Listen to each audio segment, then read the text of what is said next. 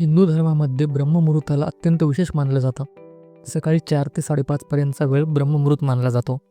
असं म्हणतात की जे या ब्रह्ममुहूर्तावर उठतात त्यांच्यावर लक्ष्मीची कृपा राहते आणि म्हणून सकाळी लवकर उठणं चांगलं असं म्हणतात. आज तुम्हाला अशी प्रार्थना सांगणार आहोत जे तुम्ही रोज ब्रह्ममुहूर्तावर केली तर त्याचे खूप सारे फायदे तुमच्या आयुष्यात होतील. तुमचा पूर्ण दिवस चांगला जाईल आणि मनोकामना पूर्ण होतील. घरात पैसा आणि सुख खेळतं राहील.